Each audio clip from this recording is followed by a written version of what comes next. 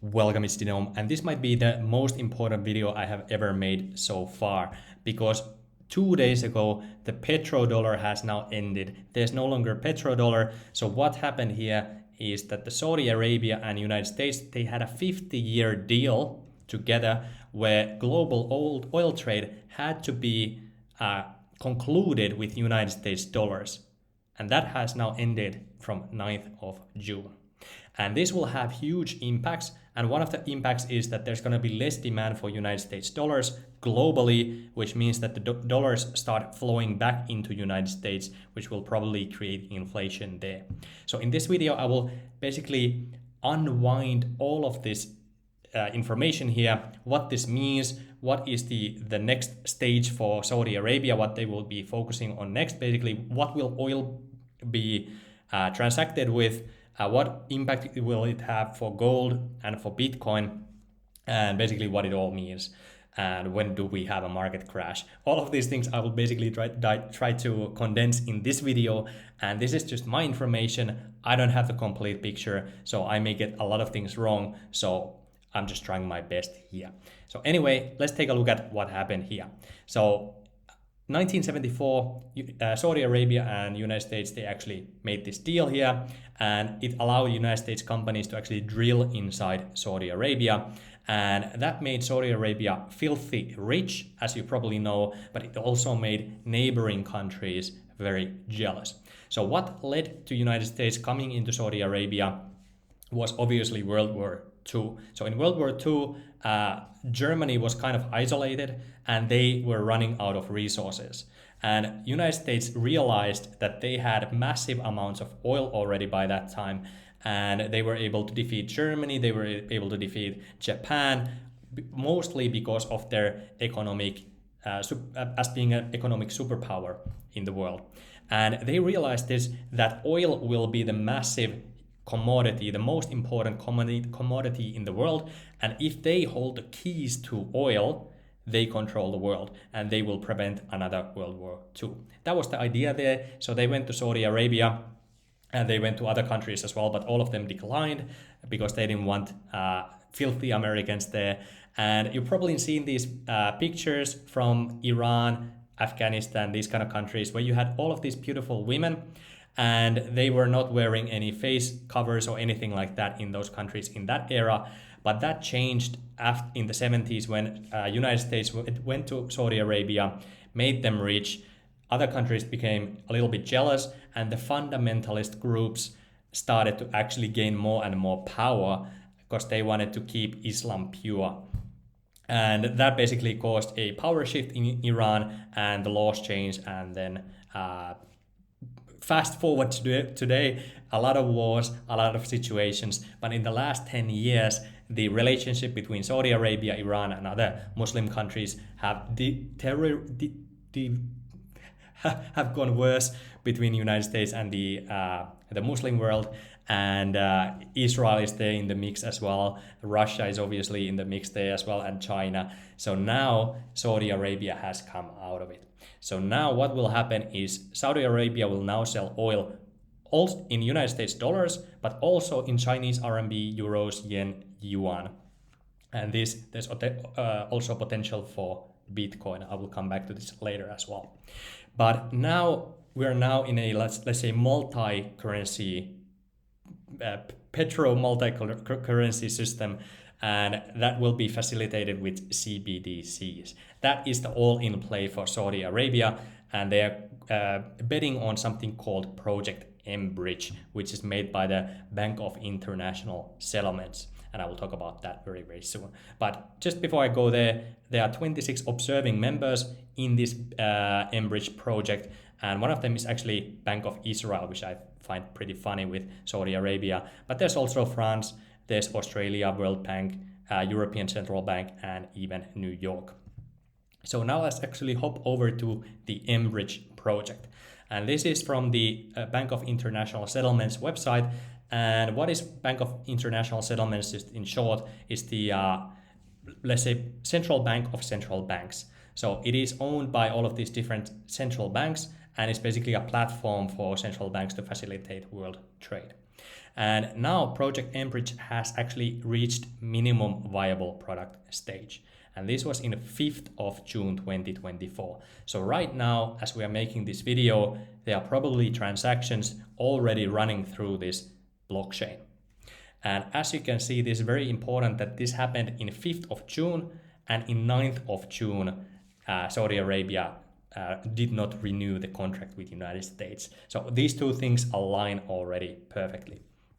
So starting in 2021, who are the leading countries behind this is obviously the BIS Innovation Hub, Bank of Thailand, United Arab Emirates, the People's Bank of China, Hong Kong, Saudi Arabia, and then there are the 26 observing members as well. And this mBridge will allow multi CBDC arrangements, and there's going to be a new blockchain called the mBridge Ledger. And the blockchain is actually copied basically from Ethereum, so it's running the Ethereum virtual machine, and they will have their own gas fee token and so on and so forth. And it will allow real value transactions or real-time transactions, peer-to-peer, cross-border payments, and foreign exchange transactions. And this is the product here, and now they are even inviting the private sector firms. So if you are interested to join this, you can actually participate using this form here. And it's live now. There are already 4 nodes, so 4 founding participants are now, each of them have a validating node already up and running. So this CBDC platform is already ongoing. Nobody that is watching this video can stop it anymore. So it's live and probably it's going to be used for transactions. And just as a side note, previously I was talking about something called a BRICS Pay system. And this system here, I don't know if it's still in development or not, because the last update here is actually from 2023. So I don't know if mBridge is going to be different from the BRICS Pay system, or if they're going to be like BRICS Pay is for the consumers, whereas the mBridge is for the central banks and, let's say, big banks and corporations. I don't exactly know, but at least mBridge now is the big bet of Saudi Arabia. So this is the BIS. This is how the transactions in oil will most likely be facilitated with. And now let's actually talk about the petrodollars, because petrodollars, or what is the petrodollar system, is simply a system where every country, doesn't matter if you are Sweden or Egypt or Vietnam, everybody had to hold US dollars as a reserve, because if you wanted to buy oil, you had to use United States dollars. So every country basically had to hold United States dollars to transact oil.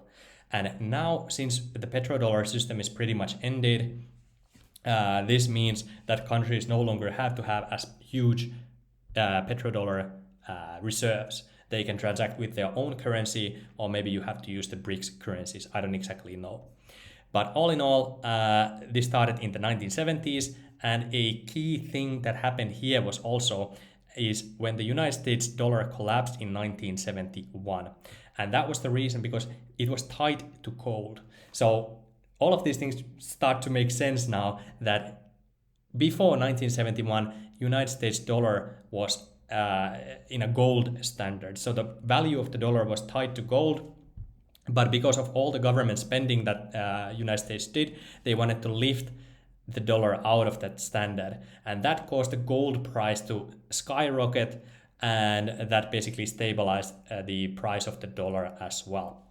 And from there, we are now in a petrodollar system, or even a eurodollar system, and now that has basically ended from my opinion.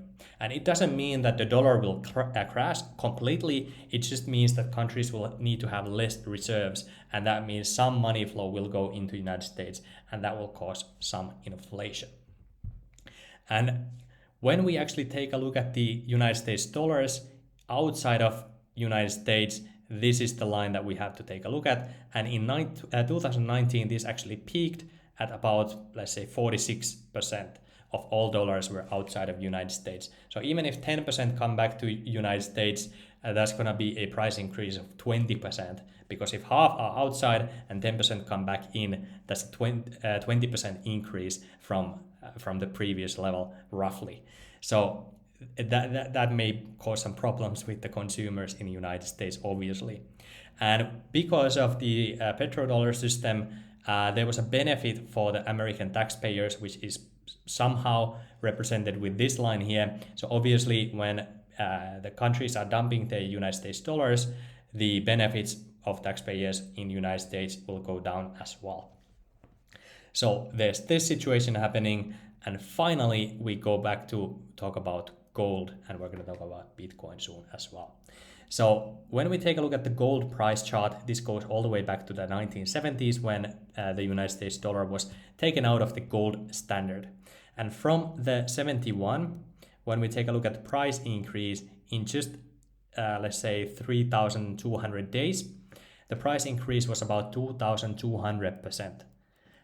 That's roughly 200% per year, which is the same that Bitcoin has now done for the past 10 years or so, which is quite interesting that these things align together. So all in all, this was a huge price increase for gold. So if you had bought gold here, that was a very beautiful thing. And since then, gold hasn't really done much. Like, yes, we had this long bear market here for thousands of days, how many, 20 years actually. And from here, there was the gold ETF was launched somewhere during this time. I don't exactly know the date. And from there, the price of gold actually went up about 500%. And then we had this short-term bear market here. And now just recently, we have actually broken out of it. So my expectation for gold is that since United States dollars will probably not be considered as the store of value asset anymore that it was before, because people have no reason to hold United States dollars if you can just use your own currency to trade oil.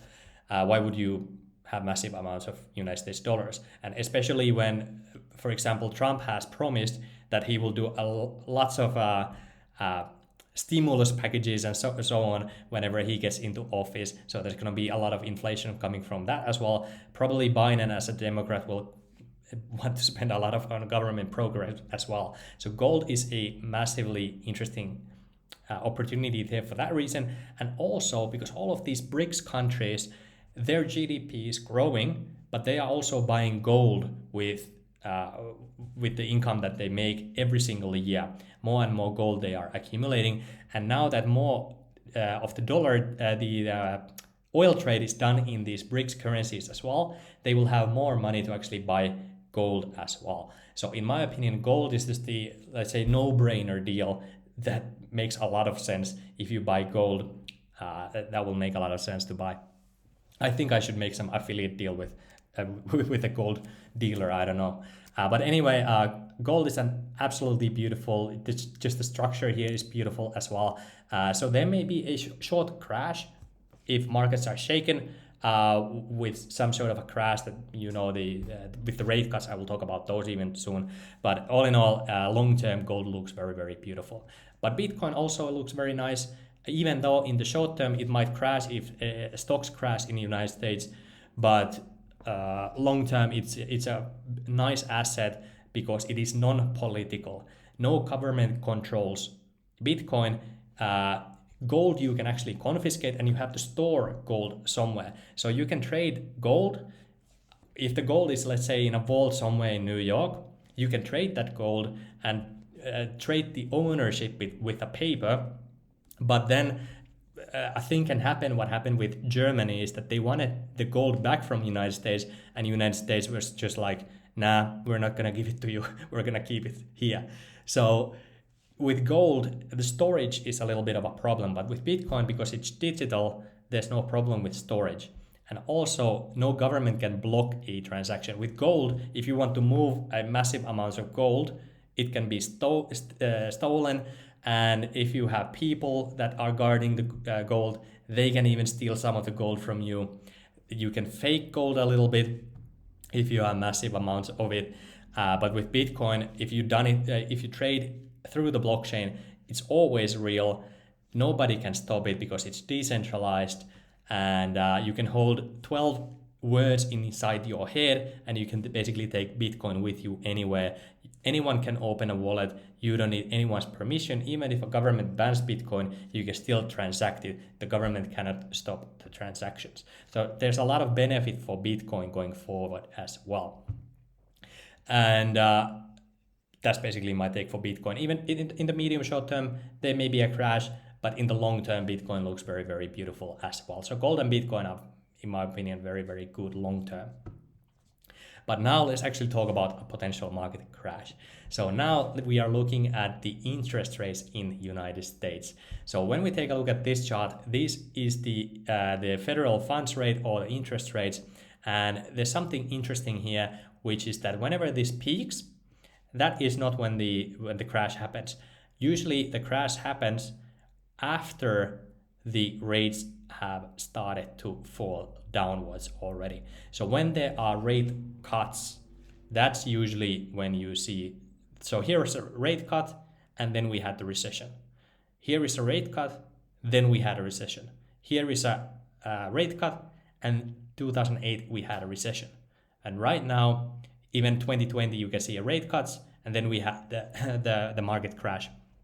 In 2024, we are now talking about rate cuts. So when rates are going up, that's not usually when the crash happens, but when rate cuts start coming in, that's when the sentiment in the market changes and people start to expect a crash. And that's usually a self-fulfilling prophecy.